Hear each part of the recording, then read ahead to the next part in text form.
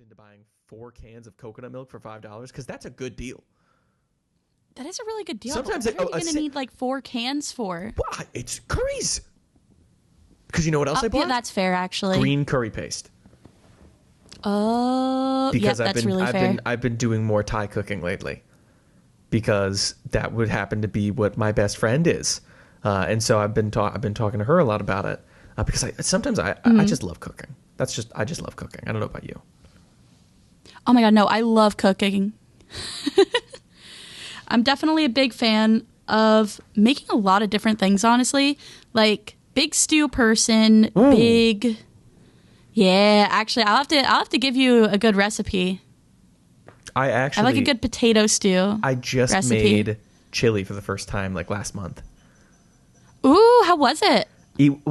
So I don't want to call myself a picky eater, but I've never been a big fan of beans. Same. So because my college food pantry has a lot of canned beans, and it's just a really good protein, it's a very cheap, free protein right now for me, I wanted to start eating it more, so I tried to make chili. Banger.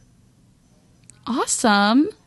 See, I've always been really, really bad with a lot of different types of foods because I grew up with a lot of food allergies. Oh, what? So, yeah. Fun fact, I'm allergic to mint.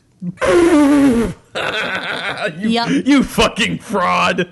I am allergic to mint. That's right. And so I'm allergic to that. I'm allergic to tomatoes only slightly. And most of them are very slight allergies, but it's enough for me to feel worse. Either for mint, it kind of burns my mouth. Actually, I remember one time I had a Moscow Mule that my parents made for me, and I drank it, and I was like, "Ooh, this is good, but it's a little spicy. What'd you put in it to make it spicy?" And they were like, "Nothing." And I was like, "Oh, I'm gonna go take a Benadryl and lay down for a little." Yup. Well, Minty Moe, welcome to the John Hotline. I am your host, the John Chairs, and I am legally obligated to never bring up my top 5 video games ever again, and it looks like I'm the only person in this call of 2 people not allergic to mint. Uh-huh. It's not a common allergy. No, not at all. I mean, I don't even hear about allergies a lot anymore. My perceptive on them my perceptive on it completely changed with my sister. My oldest sister is 32 right now. Yeah, and she's going to be 32 for this whole year. I hear she's going to be 33 next year. Whoa. Yeah, she apparently as she just grew older, she just got food intolerances. She's just yeah, I can't eat pork because it messes with my stomach now. Huh. There was a while. That's interesting. Where my oldest sister. I have 3 older sisters, and that's it in my family. But gotcha. Yeah, so she randomly had a bout of lactose intolerance that she just seems to have gotten over. Well, apparently with lactose intolerance, you actually can become tolerant of lactose, but it does take a long time. And I think it takes maybe not a long time, but you have to expose yourself to a lot of dairy. And I think that most people don't want to do that. So... do I drink this milkshake or subject myself to a shit science experiment for the next 2 weeks while I buy 30 rolls of toilet paper? Hey, I think it's a pretty fair trade. I'm a big dairy person. Big enjoyer of dairy. So... I get it. Personally, I think it's fair. So if I can then... would you mind tell me a little bit about yourself? Just give me your introduction. Ooh, so what I usually say when people join my stream is, "Welcome, Mint, everyone. My name is Minty Moe, and I'm a mint ice cream VTuber here to make your day a little bit sweeter." So and that is what I try to do. How long did it take you to, I'm a content bang creator. That out specifically? Oh, that specifically? I only did that recently. Most things come off of the top of my head because major ADHD. And so if something sounds good and I like it, then it'll just stick there forever. For example, for the longest time, I would just say, welcome in everyone. And then I was like, welcome mint. I like that. And so I've been saying it ever since. I'm a huge fan of the pun. Thank you. I'm a big pun person. It would be The Art of the Pun. Puns are so fun, and I'm really happy that like my name is so punnable. Like whenever I sing songs or do karaoke, I could just like change the word man into mint, and it kind of works as long as it's not like the end of a phrase where you need it to rhyme, because then I need to like change it. But you know, it does work out pretty well. I'm sorry. I think I'm laughing too hard because you're so right. You're like, you know, I'm putting all this effort into like, you know, when I change the lyric and I managed to fit mint in there, and you know, I've got to make sure it fits. Meanwhile, anyone who's watched my stream knows out of nowhere I'll just be like, John, cheers, John, cheers. I just like zero respect for the fucking. I have no respect. Hey, well, that's how it starts, you know? Like, for me, I didn't start off with, like, being good at ad-libbing or anything. And honestly, that's how you kind of start ad-libbing in any way, shape, or form. Because this is as good as it'll ever going to get. What are you talking about? Are you trying to insinuate that I'm not good at ad-libbing? Oh, not even that. It's mostly, it just sounds like, nuh-uh, y'all. Nuh-uh. Nuh-uh. No, I was going to say... To me, it sounded like you were saying that you don't really tend to do much rhyming, and it's like, well, if you do want to get better at like coming up with like rhymes on the spot, that's definitely something you can do, and it's definitely something that can be worked on, but you don't have to either. I think some of my best little parody things have just not really had rhymes in them and just sounded very silly. You know, you want to laugh. I was actually the vice president of my high school's short-lived improv club. Really? Yeah, I like to... It's funny how I like to bring this up more than I've ever actually like dutifully participated in that club. The president was a guy I went to high school with that actually still pulls up to my Twitch chat. He might even be I doubt he's going to watch it. But he definitely pulls up to my Twitch chat. And so it's really funny. I got to give him more credit than I usually. I love to rib on the guy because he's such a sweetheart. But I never gave him enough credit for making that as much as I like to bring up that I was in it because it's just such a silly fun fact. You want to hear a kind of similar fun fact about me? Of course. I was okay, actually, do you want to guess what club president I was in high school? Model UN. That's a good guess. Oh my God, what, really? Wait, was it close? It's a that good was guess. Close? Not necessarily close, but I feel like it fits the vibe in some way. Chess club. Yup. I was the chess club president. I used to compete. I hate... I so badly want to give you shit for like, chess club has nothing to do with Model UN, but that only works if it wasn't my immediate second guess. Exactly. See, I told you. It's like in like the similar vein. They're close. I mean, like they have completely different topics, of course, but like the vibe is similar. It's there. Oh my God. You get it. Damn it. You know, you want to laugh? Because I was also, when I was in high school, I also was in the Model UN for like 2 or 3 meetings, just because I had one friend who I thought was like the smartest person ever. And I loved them so much. I thought they were the coolest dude ever. They were a really scrawny, like nerdy type.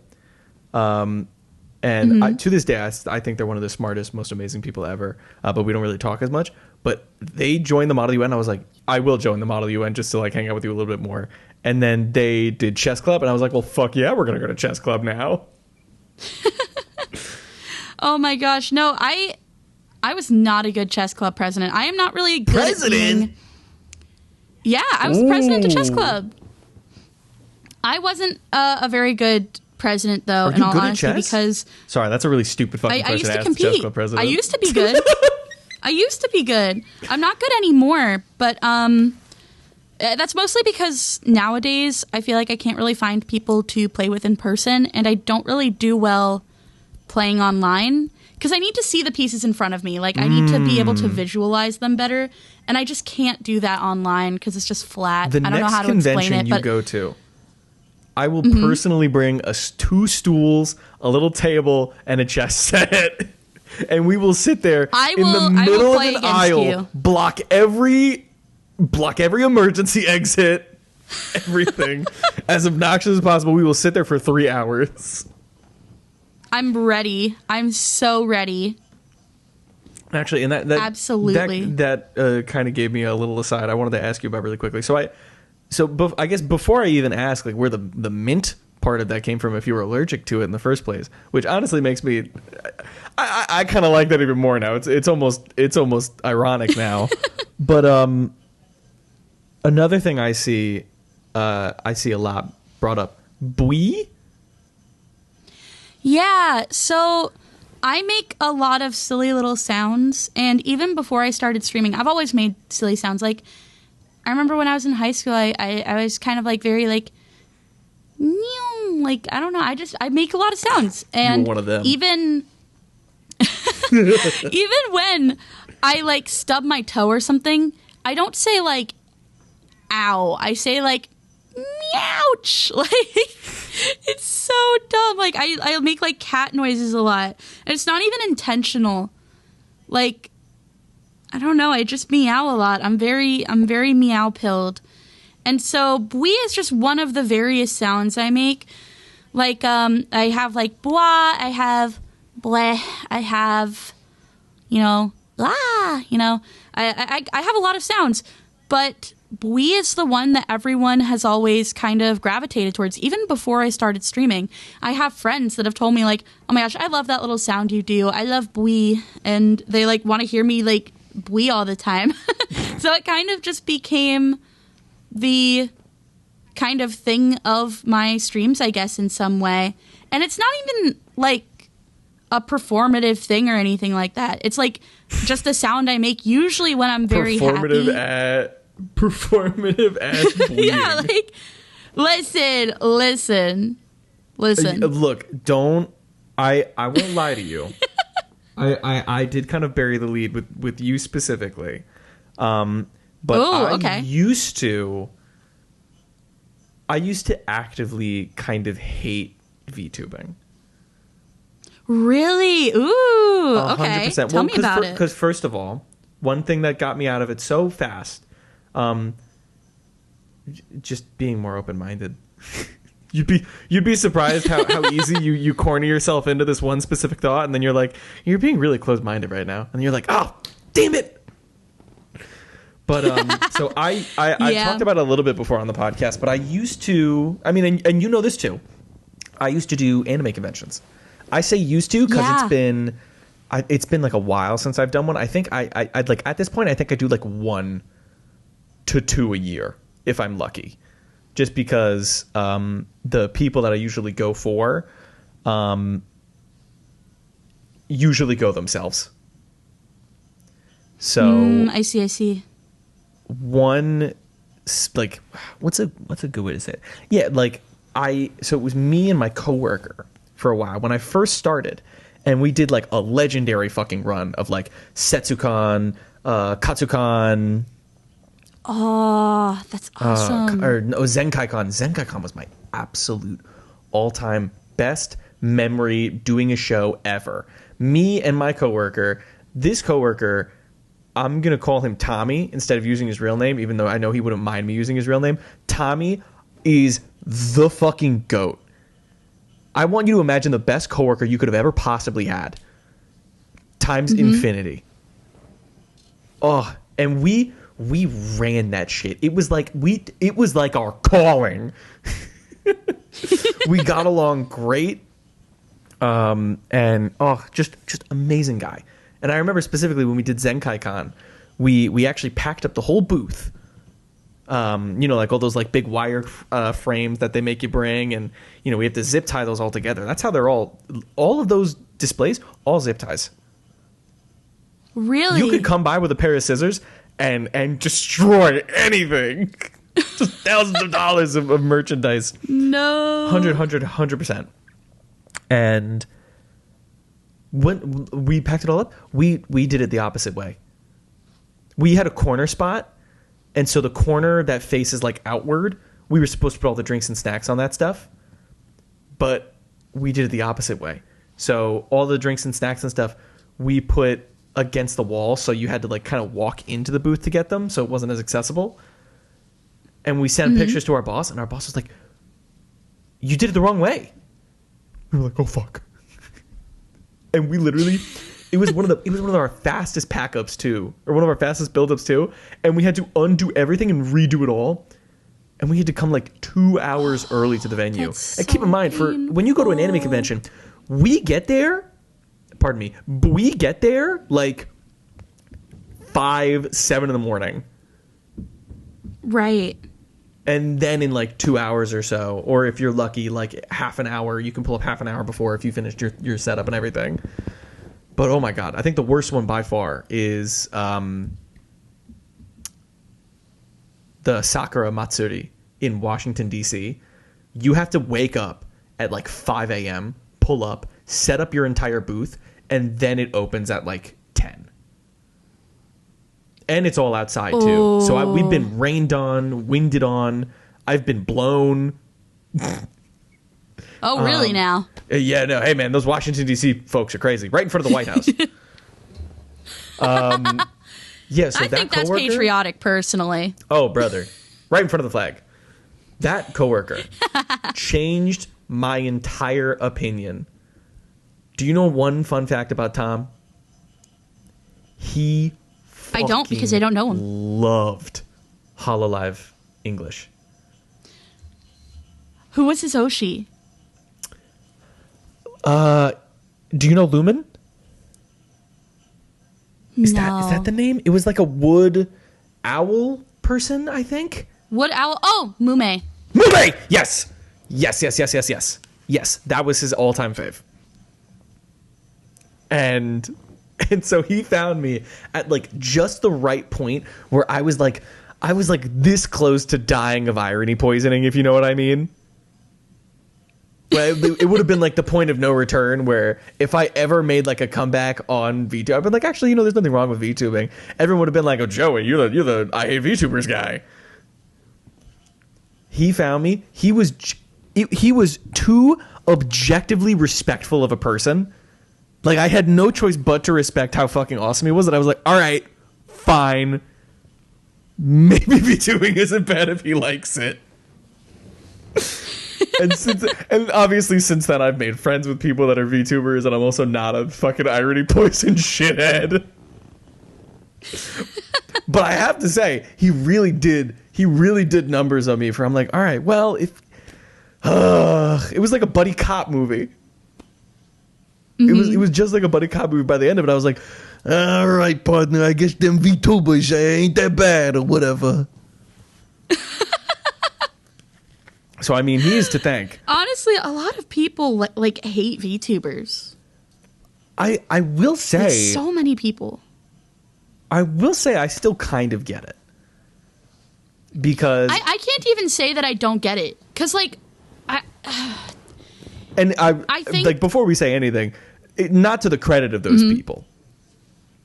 Right. Of course. Well, you know what? First of all, what was it about VTubers that you didn't like? Because I want to see if my hypothesis is correct. For me, I think I was just only fed bad examples. I was given the worst of the stereotypes of the community, and I never... Well, because, first of all, I don't really... Ironically enough, I don't watch live streamers. No, I'm the same way. Yeah, it's just something I'd like have to sit down and watch YouTube. Or I have to watch YouTube while I'm like doing something. I actually haven't sat down and watched a TV show in ages. I just don't have the time. But, you see all these people, and it's all the like bad stereotypes of like, well, these people are just, parading around in like these lolly avatars, or they're all doing the quote unquote Discord accent.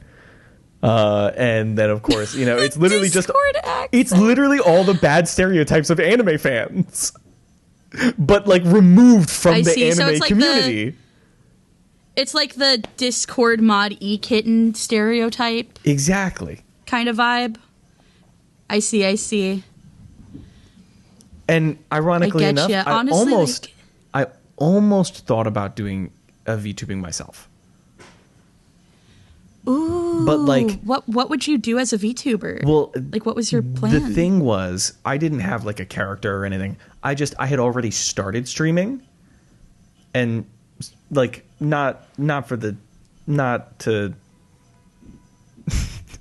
sound full of myself, but I wanted to be on camera. I love being on camera. I'm someone who comes from a theater background. I love being in front of a camera as much as I love being behind a camera, right? So when I started streaming, I didn't not want to. It just so happened I had a friend after like a month or so of me streaming. I had a friend who like did models for another content creator friend of mine. And they were like, yeah, I'd do one for you if you ever wanted. And I was like, Because at the time, I was moving to college. So I started streaming during my gap year of college. I graduated community college, took a gap year. Actually, it was a gap semester that the two friends I was planning to go out to college with just ghosted me. Oh. So I suddenly my gap semester turned into a gap year, and then I also had to find out where I was going to college on my own. So in that time, I was like reaching the, that one fucking Danganronpa meme coming, the boom, boom. Mm-hmm. Yeah, time was very quickly closing in on me, and I was having the most amount of fun I'd ever had streaming before. And suddenly I was about to have to uproot everything. I thought I was going to have to stop streaming and go to college. And I was going to be in this dorm with like 3 dudes. And I didn't know if they were going to be cool with me streaming. And so I thought about doing the VTuber thing, which in the most uncreative way I can say this, was just going to be me. Like I was just going to be like, oh, just make a model of myself, please. The fucking picture of Mickey Mouse in front of the Mickey Mouse shaped house.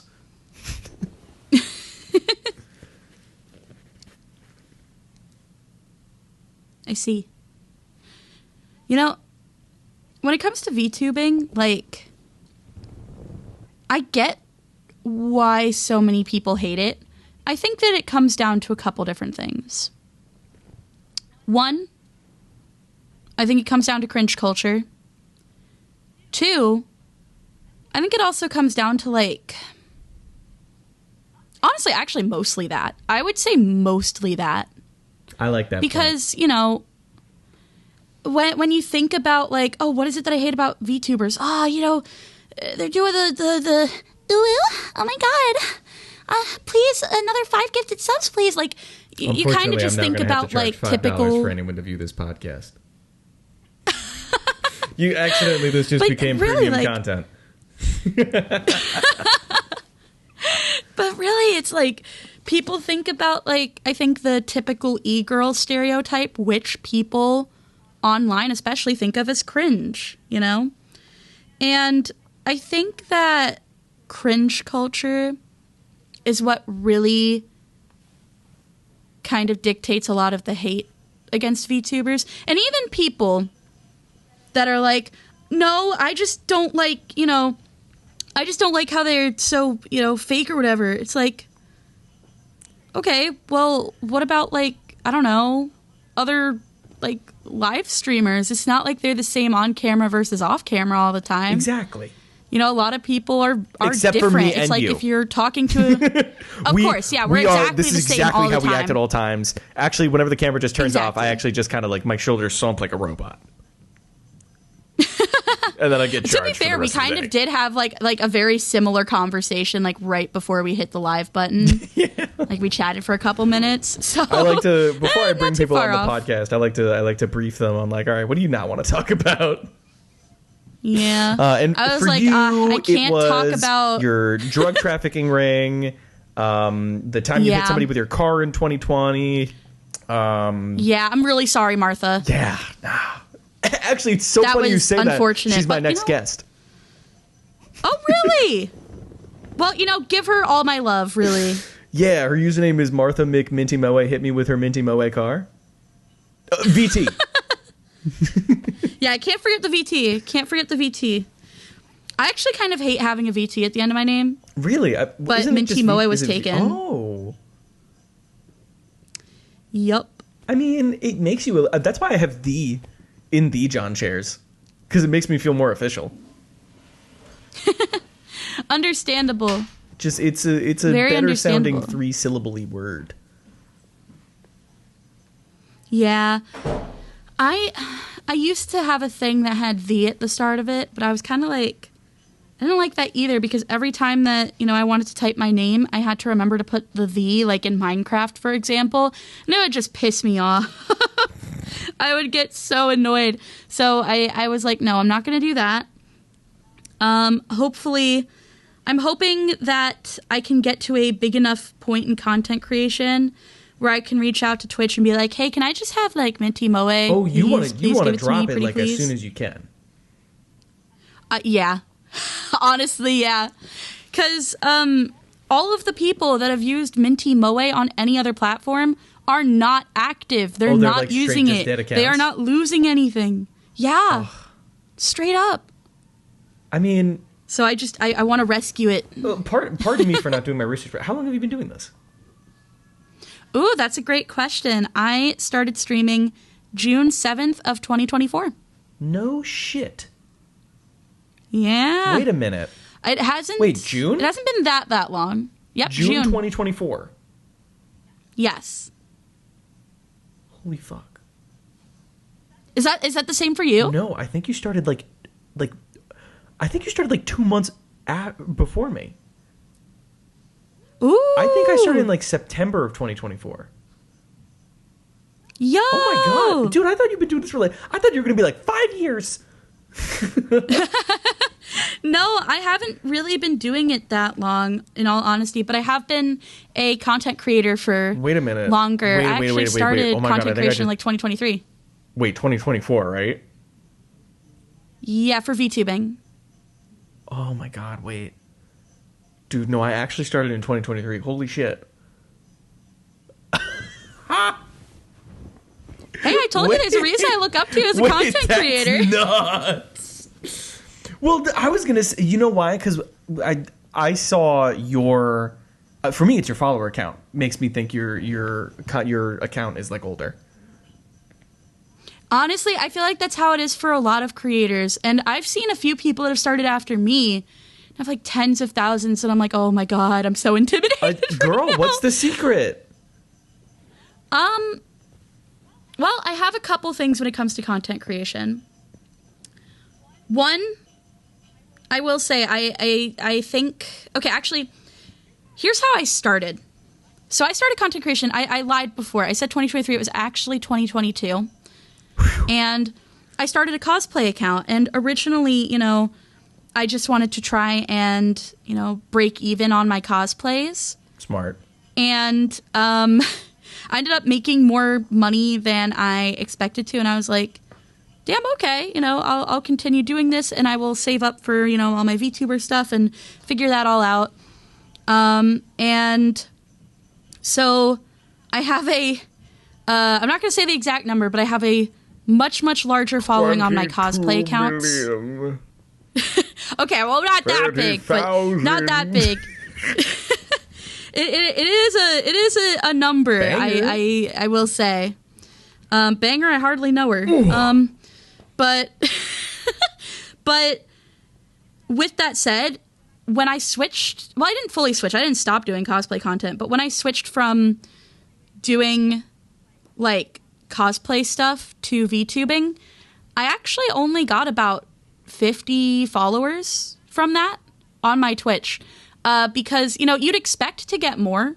No. Especially when you do have a large number of people following you. But honestly, when you switch from doing something that is only about how you look to something that is everything but how you look, people really don't stick around. I mean, even me, so I started streaming before I did YouTube. And I had the first video I ever made. I was like, nothing's gonna happen. It was a state of play. It was the state of play where Astrobot got announced, and it was so shit. I was like, oh, I have to talk about it. I genuinely, I felt my fingers move before my hands could. And I made that video, and then it ended up getting like 30,000 views. And I was like, oh my god, this is incredible. Yo. This is great. trickle down, I think I got maybe 1 to 3 Twitch followers from that. Yep. And that It's especially, immediately like, set the tone for the rest of whenever I make stuff. Honestly, like, when it comes to content, what I have learned over the last few years is that the stuff that you care about putting out the least often does the best. It's like, if you're just, like, making it and just going, like, just hit live or, like, just, upload it, and you're not really, you're not, like, putting too much thought in it, you're not overanalyzing it, you're not thinking too hard about it, that stuff tends to do the best, at least with my own cosplay. And, like, some of my friends, have made, like, meme videos that they didn't care about, and those get, like, tens of thousands, 100,000s of likes, views, whatever, and they're like, why the fuck was it this thing that went viral and not, like, the stuff that I am actually putting a lot of effort into? And, when it comes to content in general, it is really difficult to get people to follow you from one platform to another. I think one of the harder questions is, I don't know, I would argue live streaming is easier. I would agree. In some ways. So I think that when it comes to live streaming, most people think about, especially like VTubing. I'm going to talk from a VTuber live streamer perspective. I would definitely say I have it a lot easier than you. I don't know about that, but I will say that there is some very complicated aspects of VTubing. I think that when people are like, oh my god, streamers have it so easy, they all they have to do is hit go live, that is the easy part. It is everything on the back end that is infinitely harder and that you don't see, that kind of makes it or breaks it for a lot of people. It's a live broadcast when it comes to growth, renaissance. It's like... You're broadcasting. It really it's not is. as much streaming as much as you're like teaching yourself broadcasting. You're a public access television show for like 4 hours of your day. It is. And it's like, there isn't that much discoverability on Twitch itself. Don't even. And so if you actually want to,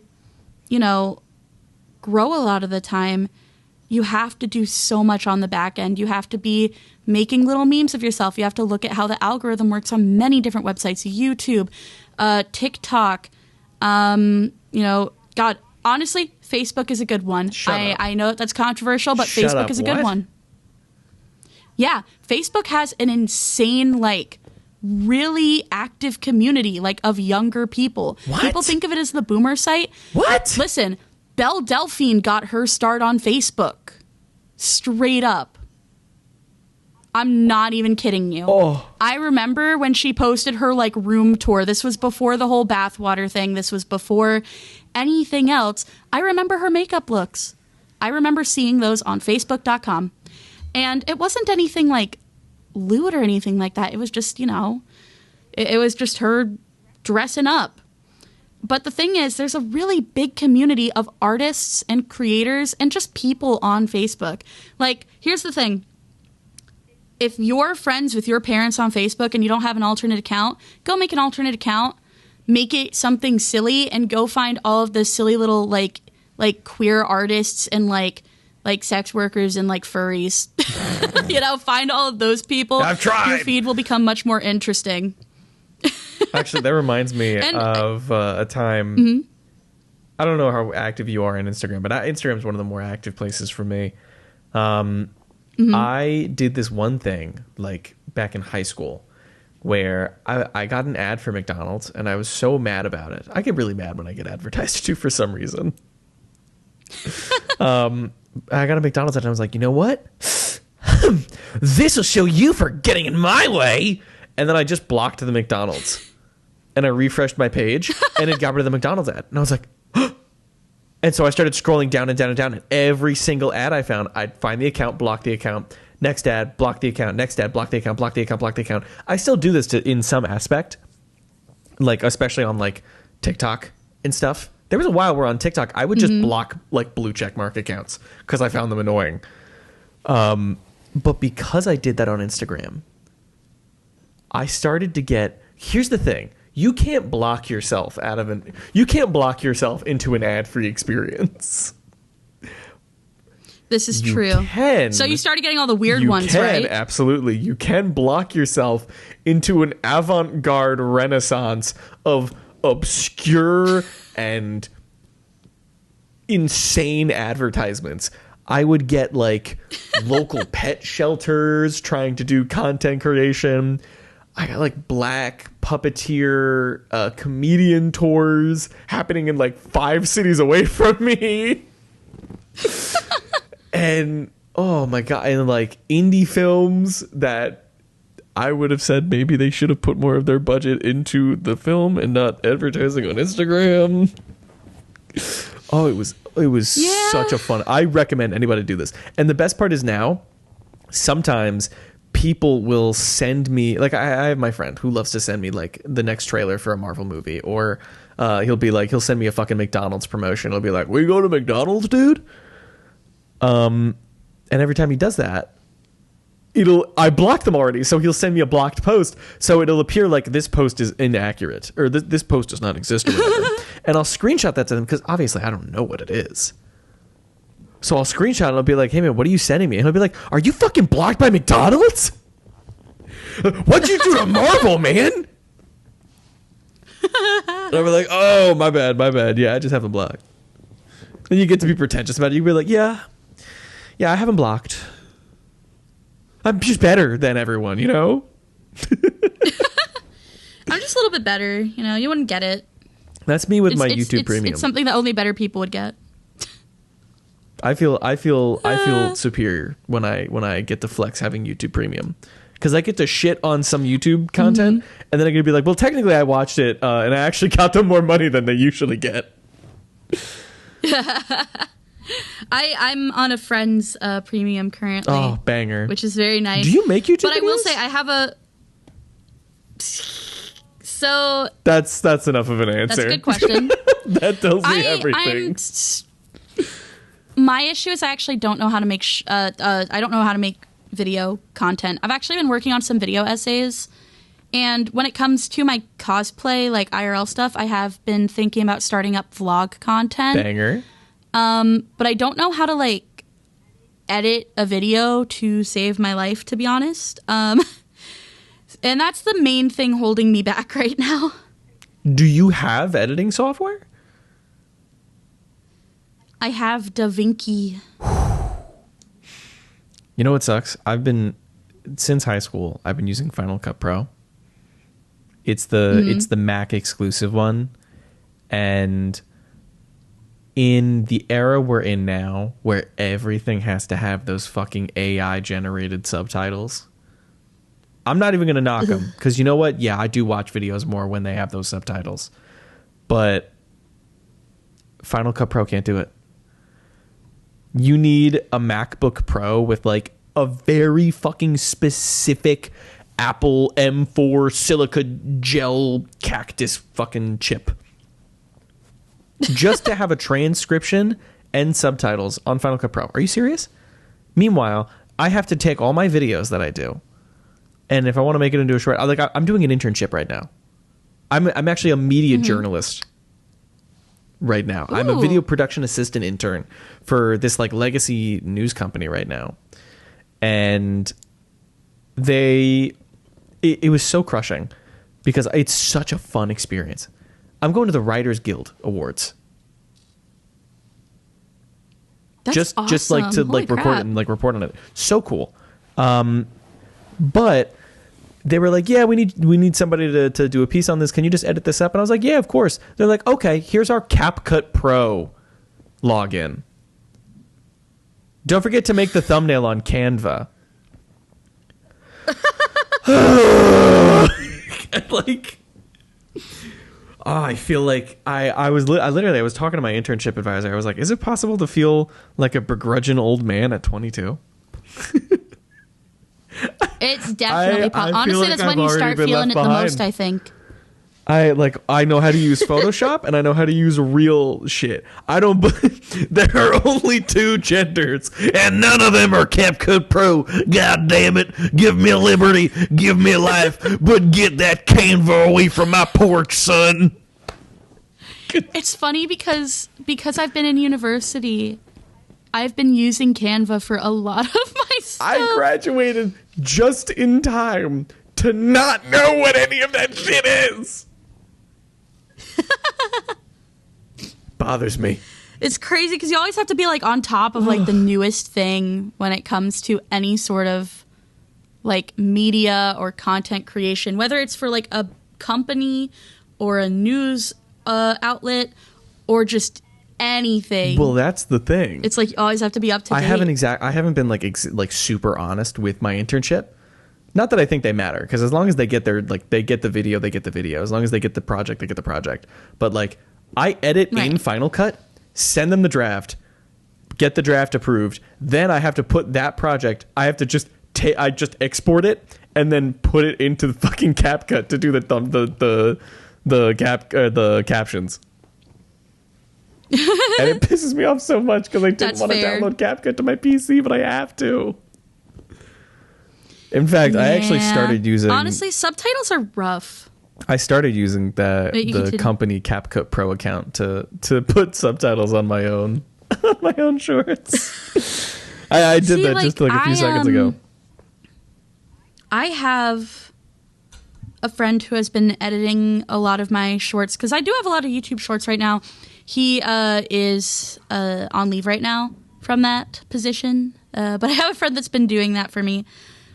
And I can kind of tell that, like, he's not really going over the subtitles sometimes. Even I don't want to. And to be fair, I don't catch it either.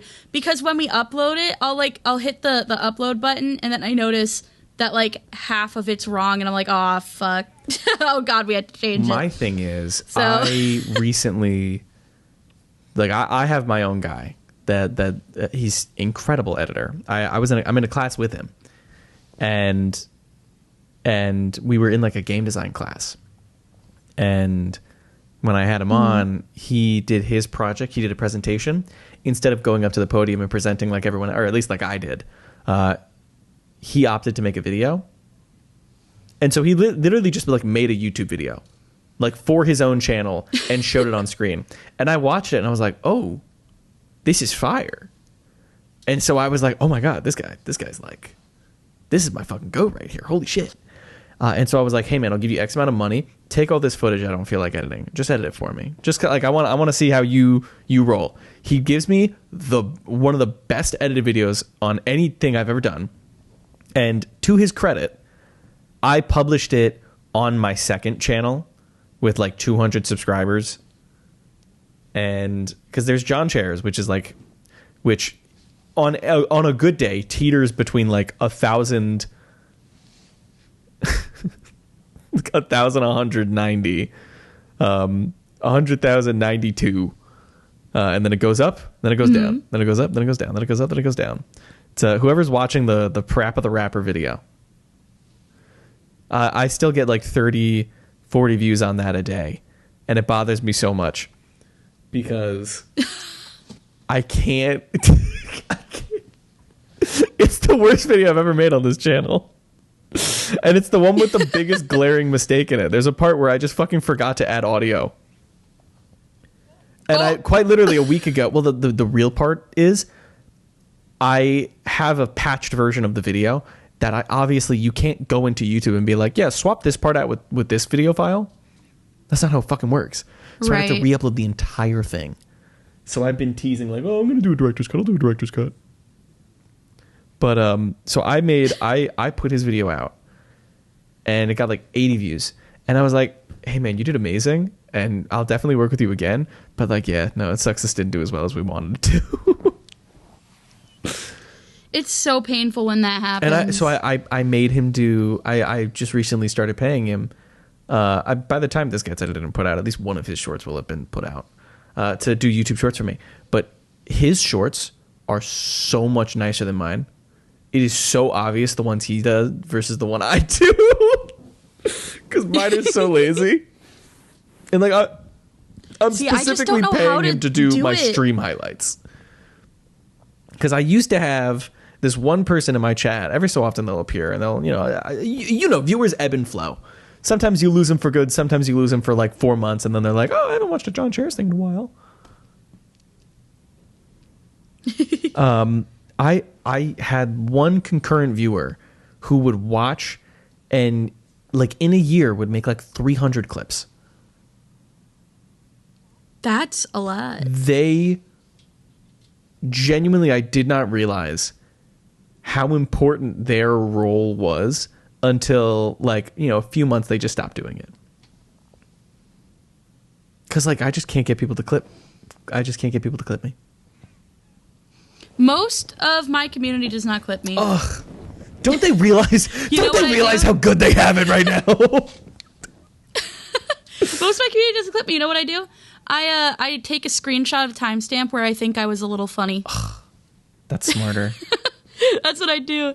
I take a screenshot of the timestamp and then I go back later and make the clip. I would say I'm a little more avant-garde with my stream setup, where like right now I'm talking to you.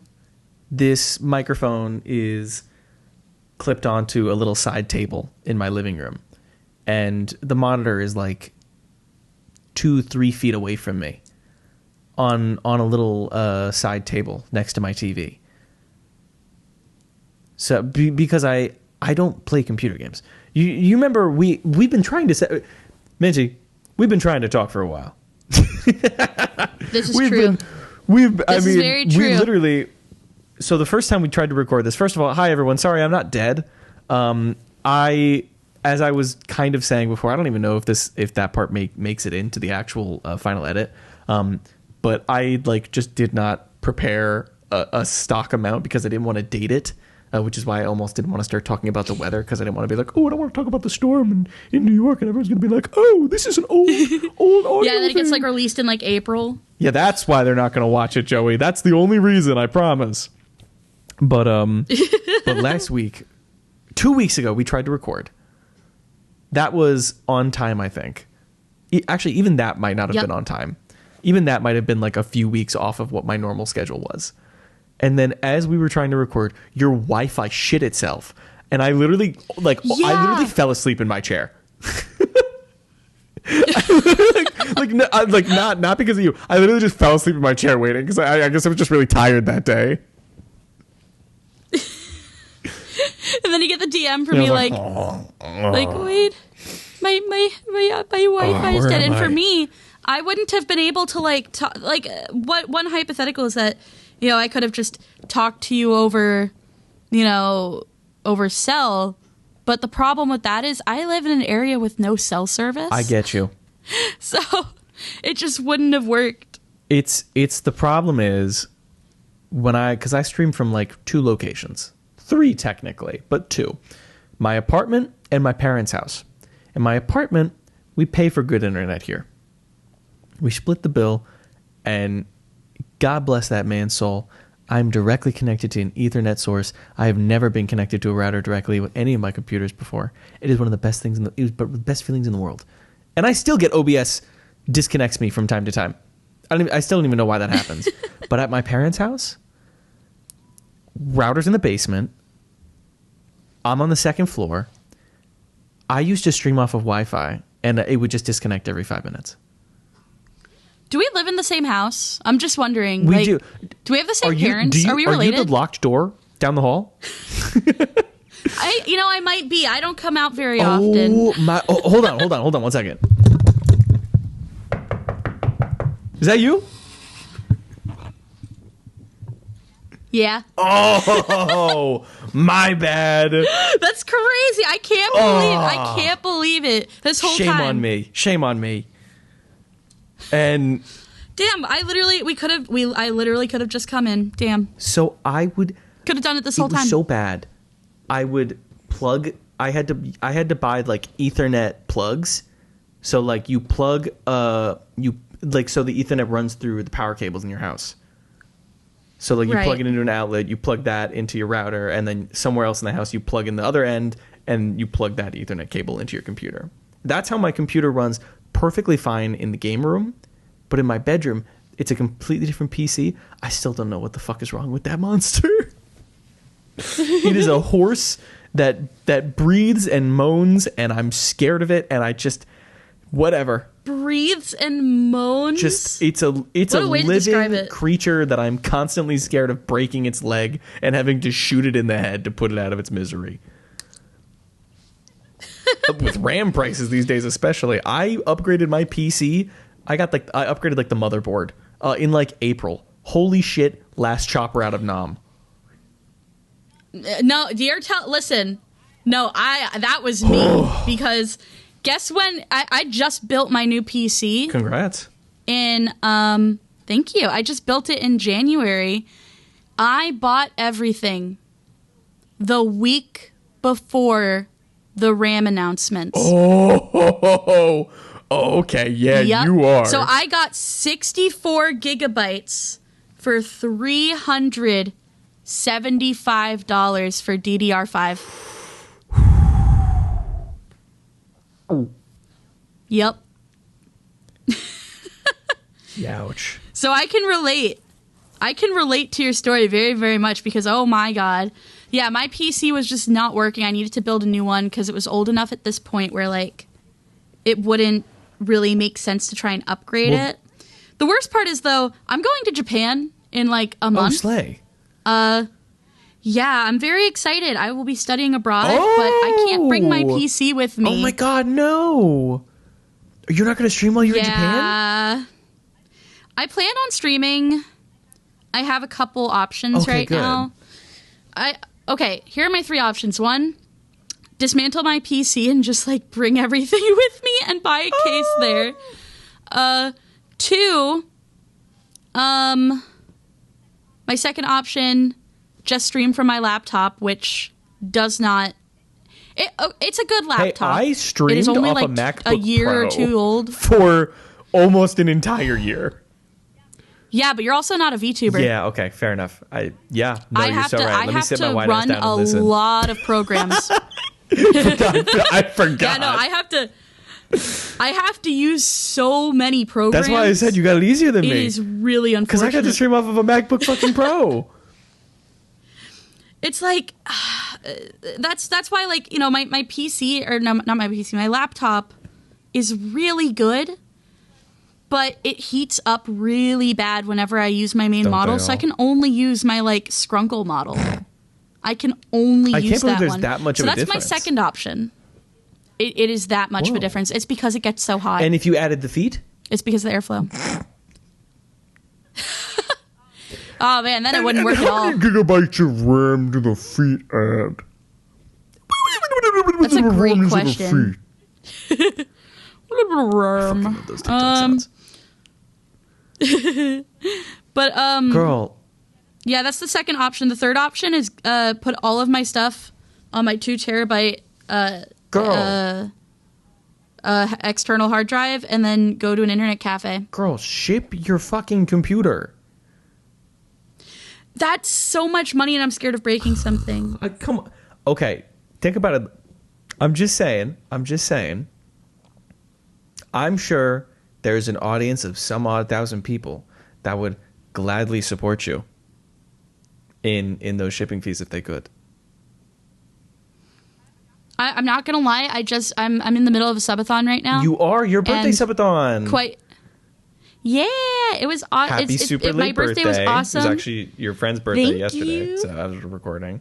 Yes, it was. Birthdays all around. And I will say, I'm very, very blessed, very, very, very honored and lucky, and very, very happy to say, honestly, I probably could afford to ship it currently, based off of the subathon. You hear that, everybody? Shipping it back, I don't know about. This is all you guys. You rock. Yeah. Minty House rock. I love my community. I love my community so much. I know there's a single really little chairman in there. You've poached exactly one of mine. Hey, to be fair, I've given you one of mine, so Equivalent exchange. Equivalent exchange, yes. Yes, Full Metal Alchemist. Full Metal Alchemist. Full Metal Alchemist. I love those title cards in the middle of the anime. They're so good. My roommate was actually watching that the other day. Or not the other day. My roommate was watching that like fucking this morning. I caught him watching it. Very nice. I rewatched Brotherhood recently. Ooh, I really want to. Very I never recently. finished it. Honestly, I got up to the point. The first time I ever spoil saw, it, but I got up to the point where that one character that seems. How do I say this? How do I dance around this topic? There's the really elite guy and the little guy that's related to the big elite guy, and it's like, and then that guy like explodes. No, wait, maybe not. The thing that happens with the kid, explodes. but not the dog kid. The kid. Yes. Yeah, I got to that, and I think I stopped watching, like right around the end. So, wake up the members of our nation. When I started Full Metal Alchemist, I started as a kid, and I watched like all of the original one first. Ooh. And so when I started Brotherhood, I was like, "What the hell is this?" And I was very confused. But now that I have rewatched it and like actually finished it as an adult, I can safely say I think that the author. How do I put this? The author made all of the characters so believable and important and balances them very, very well. And I love that. And I have not seen that level of like character balancing in any other anime. Yeah. It was really good. I will say, I would say go watch it when you get the chance. It is very much worth it. I think the last thing, or like again, it's like I try and watch TV as much as I can, but I just don't. So like the most recent thing I watched was like Frieren season 2 episode 1 and 2, I think. And then I didn't even start season 2 yet. The biggest project I've been trying to get through. Top 3, Gintama, because that's like one of my favorite animes. My real favorite, I'll say in a second, but Gintama is one of my favorites. And then I maybe got like 8 episodes into One Piece and like 4 episodes into The Sopranos. And I just time is what's getting me. And, you know, speaking of time, I know when we were talking about, before we started recording, you very carefully kind of pulled me in and you were like, hey, if there's one thing we talk about today, you even paid me like $5 on PayPal. You were like, if there's one thing I really need you to do, it's go to an ad break halfway through. And so that's what we're going to, that's true. Yeah. So I'm going to do that for you. You know, not because I want to, but only because you paid me $5 on PayPal. Not even just because. And you know what? I really appreciate your generosity. Hey guys, the John Chairs here. And this video is sponsored by Mana Potion Tabletop. That's right, it could be literally nobody else. Mana Potion Tabletop, or should I say, drumroll please, Mana Potion Coffee. Mana Potion Coffee brings you USDA organic fair trade coffee in a variety of brews like our light roast, dark roast, medium roast, or decaf. Get yourself some Dungeons and Dragons inspired brews, or if you're feeling up to it, try our eclectic varieties of teas like the Sharpshooter, the Sexy Goblin one, the Sexy Chocolate one, and of course the sexy... Wait a minute, they're all sexy. And they're sexy because the tea is just so good. Wow! That's right. Use code JOEY, Joey, for 15% off your first bag of coffee. That's Mana Potion Coffee. MANAPOTION coffee.com. Don't be afraid to buy some John Chairs merch while you're at it.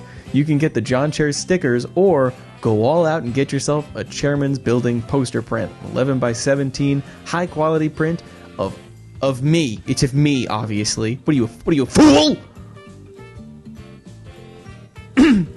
Can't believe you'd say that. The John Hotline is proudly sponsored by Mana Potion Coffee and Mana Potion Tabletop. Feel free to get yourself some Mana Potion Coffee today! Exactly. Okay, and but of course. Now, like I like to do after I do an ad break, is the tradition where I ask you your favorite games, and then you accidentally turn the question back on me, and then I talk about video games for the next hour and don't let you speak once. All right, got it. That's a tough one. Well, no, I will say you like Hollow Knight. Oh my god, I could talk about Hollow Knight for hours. Yeah, I'm a little surprised because so I guess here's my question to you is, do you see Hollow Knight more as a Metroidvania or do you see it more as a Dark Souls? I see it as a fun game that I like to play. That's how I see it. Tell me a little bit more about that. Also, it was literally just the Hollow Knight 9-year anniversary. Oh my god, really? Fun fact. Yeah, and then it was also just the 40-year Zelda anniversary. We didn't get anything for that? Huh. I will say, I think you had a much better time with Hollow Knight than I did. Did you, struggle with it a lot? I didn't struggle with it. I beat the game just fine, went through all the bosses, did a few of the extra hard ghost ones for fun. And of course I had, people in chat help me too. There were a good number of times where I'd here's my thing, and I'm sure you have a take on this as well, with backseat gaming. I'm usually cool with backseat gaming, but because I'm cool with backseat gaming, sometimes people think that just means if you can see me thinking, just tell me the answer. Don't even, you don't want me to think for more than 5 seconds, otherwise the stream's gonna end because my brain exploded. But I did have a good number of times when I was playing Hollow Knight my first time where I was just I wonder where I'm gonna go. Where should I go? What should I do? And someone was just, do this. And I was like, oh, guys. That's the whole fucking point of a Metroidvania, guys. I'm glad I didn't stream it when I played it. I'm glad I didn't stream it when I first played it. I played it on Joy-Cons. I played Hollow Knight with fucking Joy-Cons. I played it on Switch. Dude. I played it on Switch when I first played it. Awful experience. I played it with my Pro Controller, and then I broke my Pro Controller playing Pikmin 2. Oh. I didn't break it, but the fucking stick got drifts. I didn't even know Pro Controllers could get drifts like that, dude. I was heartbroken. You can always get it repaired. That's money. You can always repair it yourself. No! You know, I actually used to tinker around with Joy-Cons. Really? Yeah, I have one pair of Joy-Cons that I absolutely fucked. Because I just unscrewed and rescrewed them to replace the shells. But when I replaced the shells... Well, it sounds like if you fucked it, you would be screwing it and unscrewing it. Well, yeah, I screwed it, unscrewed it, screwed it again, unscrewed it, screwed it, unscrewed it, unscrewed it, then a little bit faster, and then eventually I just stopped. But because I used the same screws in and out, I stripped the screws out, and then when I tried to screw them back in, I stripped them and I just ruined the whole fucking Joy-Con. That's really unfortunate. But also the story I'm not a smart person. Really funny. Was really funny just with all of the words that could be used as euphemisms there. I'm very sorry. I just couldn't but screw it. I just kept going in and out and in and out and in and out until I ended up falling on top of it and crying. Top 10 video game controllers that you would let dominate you in bed. Number 1... I don't know. That's a hard question to answer. I think the Wii Remote and the Nintendo GameCube controller are two of the hottest video game controllers ever made. I have never been a big controller person, and I think that part of that is... What? I didn't really grow up playing that many consoles. No honestly. Shit. I mostly played my DS, you know? Girl. That's a console. Well, Well, yeah, but like I don't know. I completely get what you mean. A small one. It's not a big one. It doesn't have its own like controller. That's very funny though. Yeah. I mean, well, for me, I'm just not used to controllers. I'm the exact opposite, because even now when I stream, I don't stream off of a computer. Like, I run OBS through my computer and everything, but I don't play games on my computer. That's why when we would talk about like, we should collab, and you're like, okay, what do you have? Like, do you have any of these popular multiplayer Steam games? I'm like, no. And of course, we could always do something on the Switch. Yeah, for sure. In recent times, I've had a Jimmy Neutron brain blast where I had my computer, my computer, or my like stream setup as it is now, and like as it will always hopefully be, is I have a computer, a dedicated computer for streaming, next to a TV in my living room. That's the TV already has all the consoles and everything hooked up to it. So it's as easy as pressing the button on the computer to power up the HDMI switcher. The caveat to this is that you have to turn the computer on to like use the TV, but it's really not that big a deal. And from there, any input just gets picked up by my Elgato. So I actually, whether this is legal or not, I may or may not have tinkered around with a Roku device to bypass some HDCP protection in Minecraft. And in Minecraft, of course. And so everything, like when I sit in this chair, I'm just playing the video game consoles. I don't even touch the computer unless I'm like switching between scenes or everything. That's why I was able to get away with playing or streaming on my MacBook, because I would just plug the Elgato into my computer as its own little feed. And so then all my computer had to do was run my camera, the Elgato, and the alerts and stuff. Got it. Like even now, and somewhat, and this honestly, this is what I do kind of want to ask you about, Little Miss, infinitely more popular. I don't know about that. Come on, give yourself some credit. That's hard work you put into that. For me, I worry sometimes about resting on my laurels. Like because I used to play one game at a time. Like what do you usually stream? Sometimes you go just chatting, but would you consider yourself gaming, or would you consider yourself just chatting? I consider myself to be a variety streamer, personally. I forgot that's the word for it. Whoops. But originally I did mostly games. And then, the main reason I started with mostly games is because, one, I like playing games. I enjoy it. And two, I was not good at talking on stream. Believe it or not. Yeah. Before I ever started streaming, I practiced in my room by like recording myself on OBS instead of going live. Aww. And I played I played Piku Niku. And that's an Evolver great digital game, by the way. People should play it. It's really cute. But I played that and I watched the footage back and I'm like, oh my god, I'm so fucking boring. And so I watched a lot of 100 Days Minecraft YouTubers because a lot of them don't have a chat. Most of them just record in their rooms and then like upload it. So I paid attention to what they were doing and what made me want to watch their videos. And I kind of emulated that. I talked about what I was doing and why in my games. And I started with Cult of the Lamb because I was like, oh, this has a lot of like good, a lot of good chat interaction. Like chat can make their own little guys, and I think that that's really good. So I started with that. And then eventually, like that November after I started streaming, I was trying to play Animal Well. And Ooh. I kept getting so distracted because I was talking the whole time to chat. I would stop playing for like 30 minutes at a time, and I was like, oh, maybe I should just do more just chatting streams. And lo and behold, now I do mostly just chatting because I get so distracted.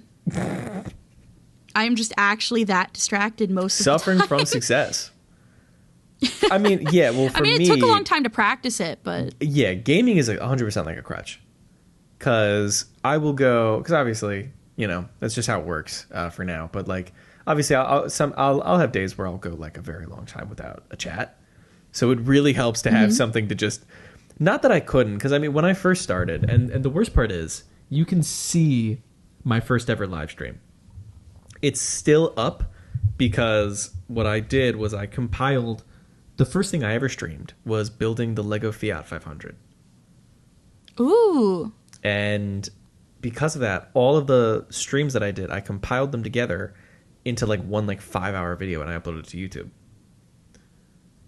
And those first few streams are genuinely schizophrenic because I don't know how I kept talking.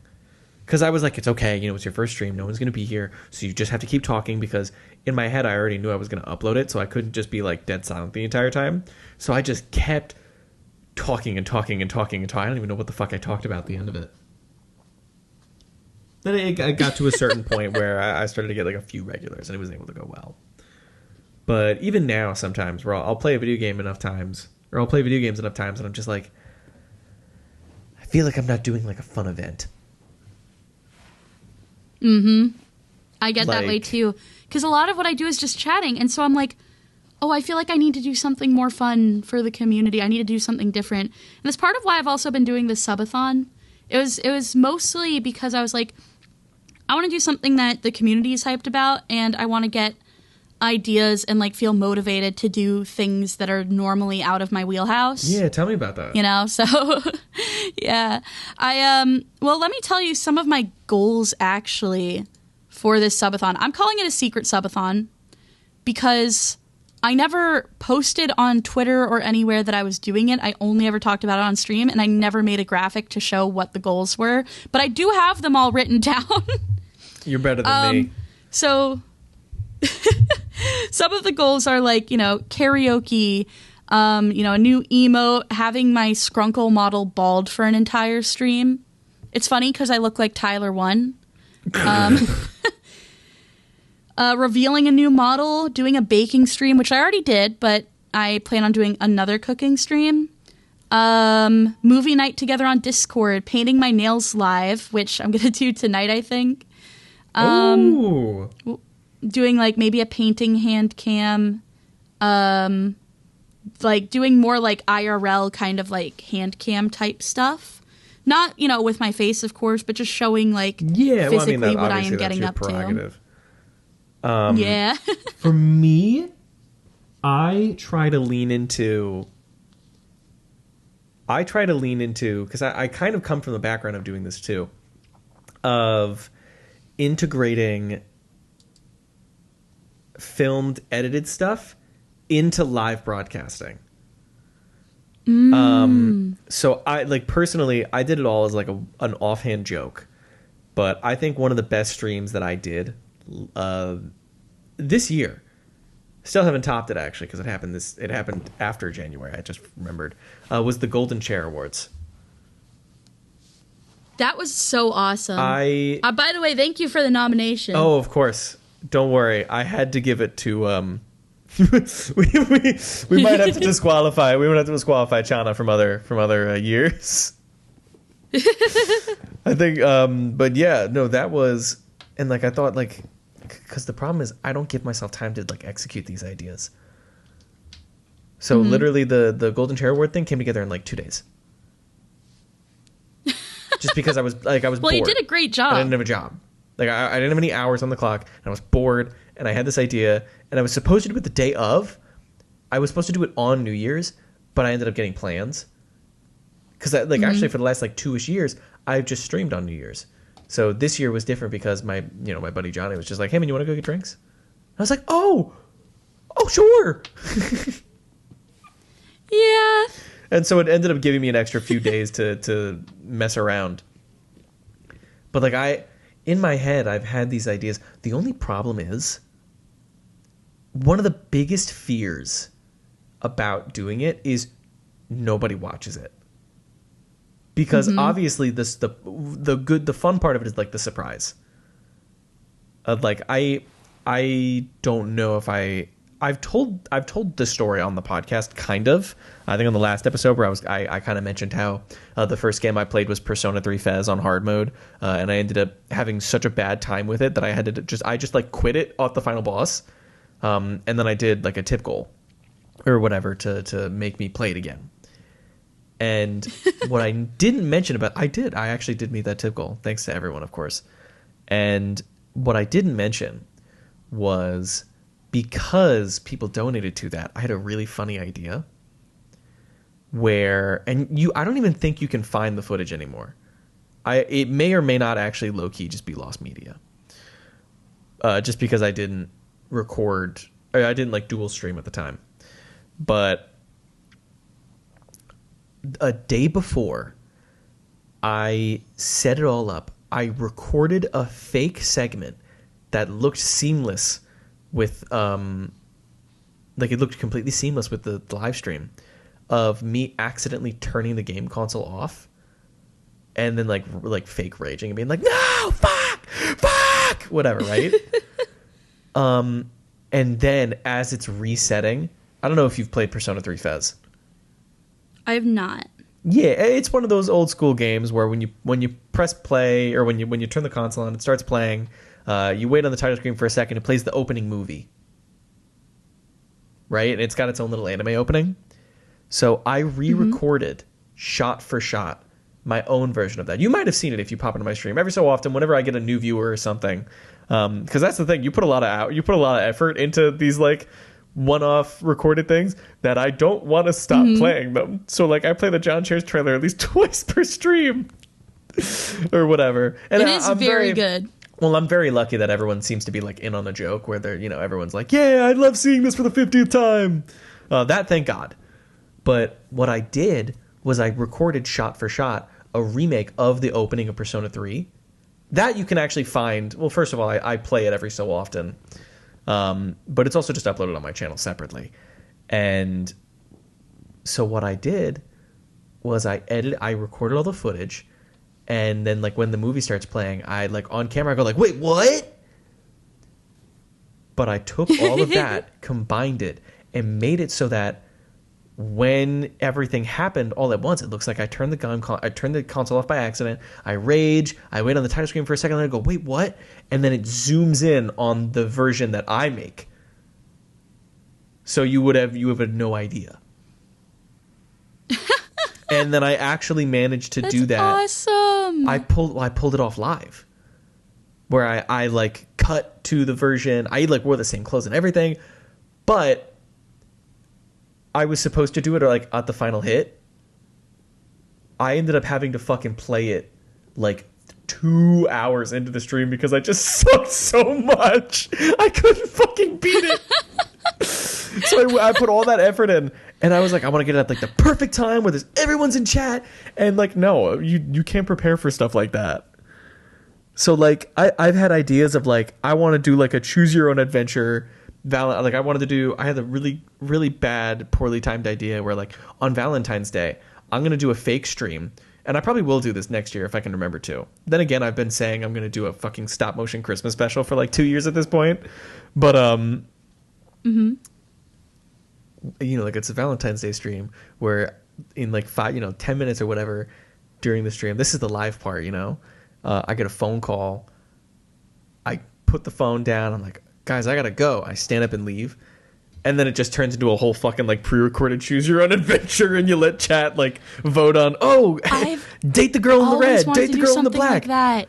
Yeah, 100%. I've always wanted to do something like that. No, I can completely relate to you because I've been thinking about stuff. I'm actually starting a couple new projects pretty soon, and one of them is more like ASMR oriented, and so I was thinking about making some kind of live choose your own adventure type, live role play thing where it's like, you go out on a date with this girl and like you have like a couple different options, and then I like, have different things that could happen depending on how chat votes. So I really, really want to do that. Kind of like a D&D campaign. A little bit. A little bit, but it would all be like, it wouldn't necessarily be pre-recorded, but it would be prepared in advance. Yeah, like you could have it typed out like a script, and then let people vote, and obviously instead of doing it all up on your, like all improv, you would have it all prepared. I totally get it. That's a lot more feasible. Do you I have really the want to do it. ASMR I don't know mic? how well it'll work, but I do. I have one of the funny ear mics, but I haven't know. like I thought started I saw it on your throne a stuff while yet. back. Well, that's actually not the one I ended up getting. I do want to get one of Really? those at some point, hence why they are on the throne. Banger. But like I ended up opting for a Halo Seraph Pro for a couple reasons. One, it out of like kind of the big three like ear ASMR microphone companies, specifically Halo Microphones is pretty much run by like, I think it's like 2 people. And they're really, really, really, really nice. You know, I think that they're just really sweet. And it was also a lot cheaper at the time. You know, a lot of these microphones for like the really nice ones are like, you know, like in the $600 plus yeah, but when range. that ASMR money starts rolling through, hell yeah! I don't know. I mean, we'll see. We'll see. I know that, you know, I think that there's this, what's it called? There's this, like, Stigma? stereotype in VTubing, honestly. No, I would Sigma? say a stereotype of, like, Sigma male. Sorry. I think there's a stereotype of Sigma males in the VTubing people sphere. You're so starting- right. Absolutely, it's true. And I'm one of them. I Absolutely, am the biggest most example. Sigma male there is. You're so Sigma. Yes. Thank you. I'm very Stereotype skibbity too. Very of- Phantom Tax. Of specifically female VTubers going into ASMR and just like doing that for a while to make money and then like quitting ASMR entirely. Get your bag, sister. And like, it's like on the one hand, I'm like, yeah, you know, I get your bag, but like, I also, that's part of why I'm making a separate channel for it because I do want to consistently do it. I love working with sounds. I love working with sound effects. It's something that I'm very, very passionate about. And so I do want to have it as a separate thing rather than integrating it into my normal channel because one, I know that not all of my viewers like that. And I don't really want to divide my community with my regular Minty activities. I would rather just have a separate project with a different focus. And it kind of gives me the chance to explore things a little differently, you know? And I like that. Yeah, I mean, you know what you gotta do? You gotta hire a writer. You gotta hire a writing team. I really do, because I cannot write scripts very well. I get, like, embarrassed. It's gonna be like ASMR. I can read that. Minty I brings can you on read a it forest fine. I hike just and can't. accidentally forgets you halfway up the mountain. I would do it. See, I would do the silly ones. I'd do the serious ones. I'd do a mix of them. Because I just like them. I think that they're fun. Maybe I would should. do it. Honestly, it's fun. okay. We'll do an ASMR collab. Yes, let's do it. POV bank heist with John Chairs and Minty Moe. That was ASMR, like a thing we're taking that you on a my bank community heist. wants me to do. That's like a thing. Have you ever seen that video? And now, if you just give us a second, we're gonna crank the vault. Yep. Okay, that's It's a 3. so good. And then just like as quiet as it gets, all of a sudden you just hear wah, wah! The fucking like bank alarm goes off. There's this one video of that on YouTube that this girl did. I guess it's like a group of people, but like there's this one girl that's like the main person in it, and it's so good. And they end up like spoilers, I guess, for a 4-minute video, but they end up like killing you at the end of the video. Oh, no! It's so good. It's okay, and this one we'll let them live. So good. Yeah, we'll let them live. Exactly. Let them live and learn. Exactly. And you know, just for I think that'd be great. I think just for what's the best way to put this? For not stereotype, not sacrifice. What am I forgetting the word? What's a thing you do over Does it start tradition? with an S? For tradition's sake. For tradition's sake, Minty, give me your 5 favorite games of all time. Right. We were talking about that before. Favorite is really hard to answer. That's why I say give me 5. Even with 5, that's hard because I think that there's a lot of games Because it doesn't that need hold to be in a different particular places in my heart. order. That's true. Okay, I'll tell you like the 5 most Like what, though? impactful games. I'll go with that. Yeah, 100%. If you can give me a why, that's I'll even go with better. 5 most impactful. Number 1 is going to shock you, and I'm not going to say... Actually, you know what? It probably is the most impactful one. So, in no particular order except for the last one, Hollow Knight. It's hard for me to pick a specific Pokemon game. But I would say a lot of the Pokemon games were very influential to me as a child, and really got me into gaming. Actually, I learned how to read because of Pokemon. That's fire. My mom learned English from Sesame Street. Yo! Just a little Italian it's like, baby. I don't know, it's... it's really amazing how media can kind of, like, motivate you to learn. What do you think and that's how it was for me. What do you think of the Pokemon Fire Red, Leaf Green ROMs that got dumped on Nintendo eShop? Well, I'm glad that they're available to play, and I am glad that if you want to be able to transfer Pokemon from your, from Kanto to the Switch, to Pokemon Home, I am glad that people now have that option. Those are my full thoughts, I think. That was very I have a number of trained thoughts. of you. Oh, yes, it was. That was very media trained of you. Impressive. Good Thank job. you. I'm very good at giving those kinds of answers. Wow. Right, I so told you, Hollow I Knight, pick my words very carefully. for sure. Hollow Knight, any Pokemon game. Yeah, so Hollow Knight, any Pokemon game. I will say especially I love the spin-offs. I'm a big Pokemon Ranger fan. Ooh. And a huge Pokemon Mystery Dungeon Explorers of Time, Darkness, and Sky fan. Okay.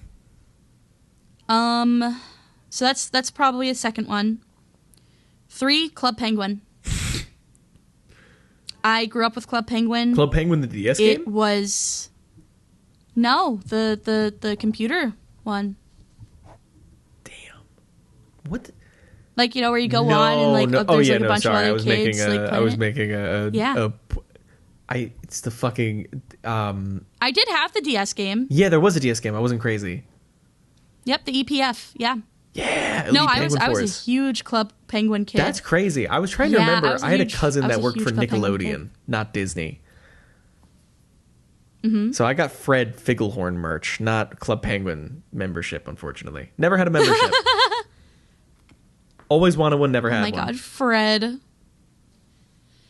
I was very lucky. I did, like, the calculation recently of, like, what it would cost, like, yearly for me to have a Club Penguin membership, like, today. Like, I did the inflation calculator. My parents were spending, like an equivalent of, like, $280 a year for me to have my Club Penguin membership. I, like, found that out. I walked to my dad. I walked up to him. I was like, Dad, What? thank you so much for letting me have a Club Penguin membership. Oh my god. Thank you. Yeah. I'm telling you, I was a huge Club Penguin kid. It was a huge thing for me. And Holy also, shit. I don't know, it was a way for me to connect with people online, because honestly, I did not connect with my peers very well as a child. And Club Penguin just helped. I loved it. I mean, it was an amazing game. So, oh yeah, absolutely. That internet is long dead. Absolutely. And I wish it wasn't. Yeah. I wish it wasn't. But, it is what it is. So that's probably my third answer. My fourth answer is Minecraft. I remember I didn't really have that many friends I could play with on Minecraft because I didn't know how to, like, access, like, online servers or anything. No, so I you would know just, what? like, play Me solo. too. I played Minecraft by Yeah. myself literally until Realms came out. Because nobody ever explained to me, like, servers or anything. I never figured out how to set that up. And, like, nowadays, I'm sure I Yep. can figure it out. But at the time, no, I did. Well, because I At the didn't time, it really was give a hard. fuck about, like, Minecraft mods or anything. I had like when I first got my PC, I did all the like custom shader mods and everything just to make it look pretty. But that's all I ever really did. That's all I ever really did. Mm-hmm. You know, I was never book smart. I'm money smart. Makes me more intelligent. Something, you got hella bands. It's true. I hope that guy comes to... I remember the other lyrics. Call me Mr. Rock Festival. I got hella bands. Shorty cute. Enter circle 2. Tell him bring a friend. We go slide in like my dog, like a Mega Man. Yeah. So, Minecraft, what? Like, Minecraft kind of like Club Penguin, just let you hang out with people? Well, when I switched from private school to public school, ooh, that was the first time that I really had like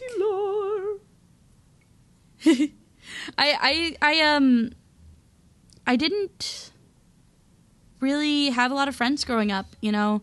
I was very socially awkward, and a big part of that was the medication I was on made me kind of crazy. I do not blame the kids that bullied me for bullying me. I was really common fucking mistake. weird. You were taking weird kid pills. You were supposed to be taking your normal pills, just like Dream. I know, idiot. I know. I needed to take rookie my normal move. pills. It was truly a rookie mistake, but because I was taking Vyvanse at the max dosage from the time that I was like 8 or 9 years old until the time I was like 14, I straight up had psychosis for like multiple years. It is a very rare side effect of that medication. It's just called being a teenager. What else is new?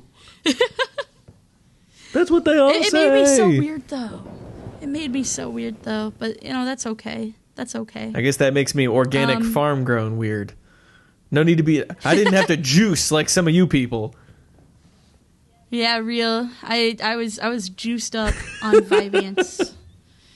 I know a lot of kids that have... And adults that have had a lot of success with Vyvanse. I was just not one of them.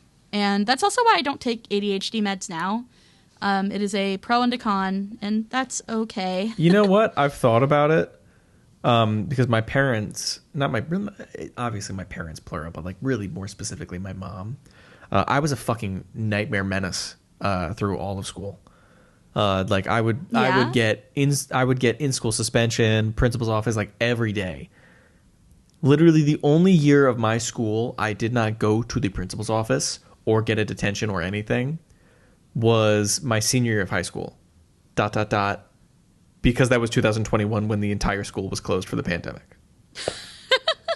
It was a steady curve. It was going down. But like, unfortunately, I wasn't like normal bad.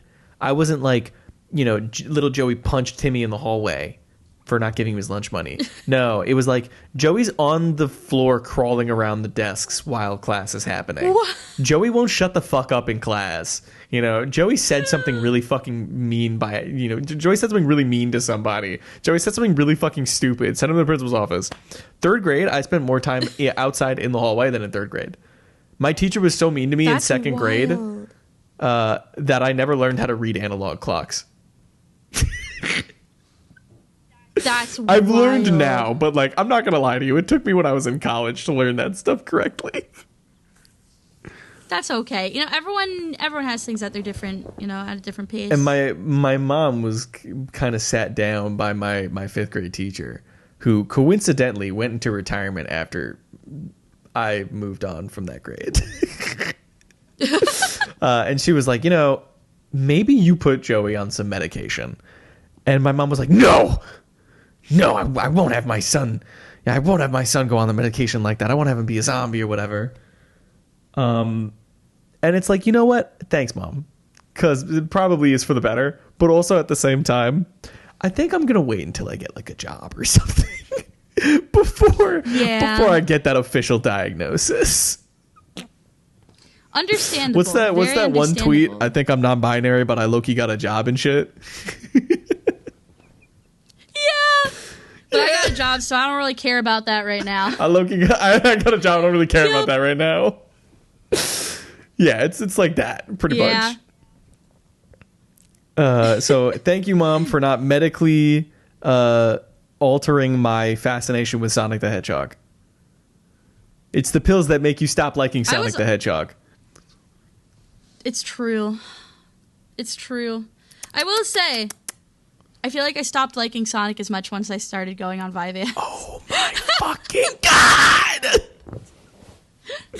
I'm telling you, dude, follow the money. Follow the money, because who's the major sponsor? Nintendo. Dun dun dun. They've been paying people to make Mario pills. Allegedly. Your mom, she comes into your room. She's like, "Sweetie, did you take those new pills?" Yes. Oh, okay, sweetie. Have a good night. Thank you so much for being my mom. Good night, sweetie. That's such a good impression. Oh my god. I think there is a grander conspiracy here we're ignoring. But maybe. So only maybe. What's your number one then? Oh, you're gonna be so confused when I say Bedazzle this. me. And look at me with disdain. Bedazzle me. No. Bedazzle me. I'll probably look. Honestly, you'd be surprised.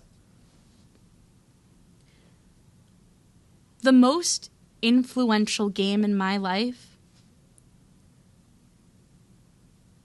is probably League of Legends. Oh. No, it's cool. No, give me a second. I do have a good answer for it, Give me a though. second. I have a good answer for it, though. I have a good reason. Do you remember, I mentioned it a little while ago, my friend did a presentation in my game design class. So one of the mandatory things about that project was you sat there for a little bit, people raised their hands, they asked you a question about your topic, you answer a few questions about your topic, right? Right. So, unfortunately, I started a movement in the class where, I raised my hand, I asked a question. Somebody did a presentation on something eventually that led to League of Legends. And I raised my hand, I was like, do you like League of Legends? Do you play League of Legends? And the person was like, no. And I started clapping, and then the whole class started clapping. And then eventually the next person would go up, someone else raised their hand, and they were like, do you play League of Legends? And it got to the point where one guy in class raised his hand before everybody else, and everyone looked at him, and the second he got called on, everyone was like, oh. Because he kept fucking... Incredible. I started something horrible. It's like, I think League gets more hate than it needs. I will say, I'm gonna be so honest. I don't hate League of Legends. I just enjoy hating on it because it's fun to it's the same way everybody's like, oh, everybody in Canada is nice and everybody in America's fat. It's just really funny to have something like that. No, I get what you mean. I think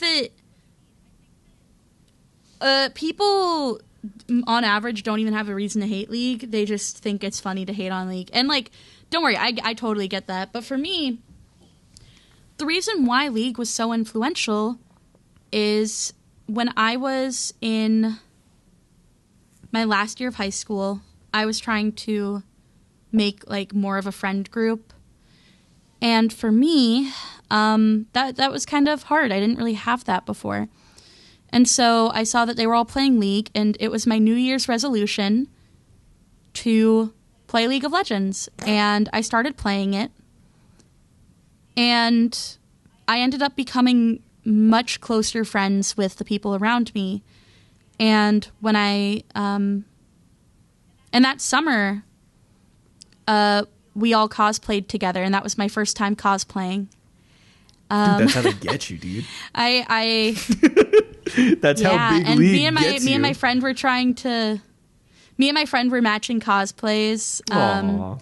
They were Rakan, I was Zaya.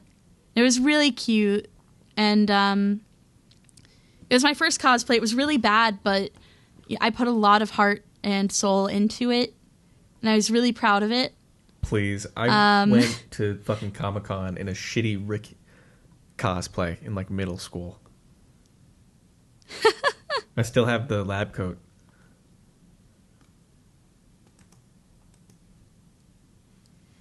That's awesome. That's so awesome. See, like, cosplay has been so influential in my life. I would probably not be here talking to you if I didn't get into cosplay, because you and I met at a convention. I get that. And you know what? And I was in cosplay. I like all the beating bloody hearts of love I have for the art of cosplay. I'm not like a huge cosplayer, but every show I've ever worked, I've always tried to pull up in my Kiryu Kazuma suit. And there's just something, it's like putting it on like flips a switch in me, where I go from, not like I go from being me to Kiryu, but I go from being me to me at conventions. And it just puts you a little bit, it just pulls you out of your body a little bit and lets you be part of something like bigger, I think. It's so magical. And, you know, anyone, you know, watching, I urge you to cosplay. Don't think to yourself, oh, but I don't look just like this character, or, oh, you know, but I want to, you know, lose weight first, or I want to bulk up first. Just do it. Do Buddy, it. And your character make it the wishes way they looked like you, idealize hotshot. it after. Like, for me, I'm not shy about this. I'm a plus size person. Kiryu Kazuma wishes they looked like me. I think that a lot of people who are plus sized get nervous about cosplaying because they're like, oh, what if people are mean to me? And honestly, I very rarely have people that are ever mean to me. Like, very, yeah, I mean, very, how fucked very up would rare. that be for someone to just walk up to you and be like, hey, actually, I think you look ugly. Yeah, it like never happens. And I gotta be a cosplay different breed. online. Oof. Right? That's like the easiest way. I post my shit online and I still rarely get hate. Straight up, if you are debating cosplay, do it. Just do it. It is so magical. It is so fun. And going to a convention and seeing other cosplayers, it really is a feeling like no other. I cannot compare it to anything else in the world. It is truly so, so amazing. I mean, I think that's a great place, if any, to leave on. Hell yeah. Thank you so much for inviting me to your lovely, lovely, lovely, lovely, lovely show. Oh, well, thanks for doing charity. Thanks for helping the homeless man on the street. What are you working on? Where can people find you? Well, you can find me at Minty Moe VT on Twitch. Twitch.tv/Minty Moe VT. That is where you can find me, or Minty Moe VT on YouTube or on Twitter. It is Minty Moe VT for all of them. You can find me at all of those. Oh, is that the Twitter account that's been reposting every single frame of Breaking Bad in chronological order? Oh, absolutely. Yeah. Oh, that's absolutely. you. So you should go see that for some Breaking Bad content. For more Breaking Bad news. You fucking pull off one of these days you're going to be on stream and you're going to be like, hi everyone, welcome to my stream. And then your model's going to glitch out and it's just going to pull up your webcam and it's just going to be Vince Gilligan, whatever the guy's name is. And you'll be like, oh shit. Please watch exactly Better Call Saul. I love Better Call Saul. That was a better show than Breaking Bad. Have you seen either of those two? I've actually never seen either of them. Ooh, well, you know what? Yeah, there you go. I just put the frames in order because, I know that other people want to see that. You just figured that if you put them all in order and then scroll really, really, really, really, really, really, really fast, you can watch it all, and you just watch it all in one go if you just scroll really fast. Kind of like one of those blankograms. This is why we're friends. You understand me. We're on the same frequency. I totally understand. Well, I actually am. I might have to pull you into a chess game at some point. Not that I'm good at chess. I'm actually really bad at chess, but I just really like. I love that you were the president of the chess. That's so fucking funny. Okay. I know, it's like unexpected. Well, let's see, But everybody. damn, Thank you very much. Chess, And really? I guess I gotta start stocking these episodes more. I promise the next one will come out on schedule. Don't worry, I believe. I believe in you. Thank you. Believe in Mint. Believe in the mint that believes in you.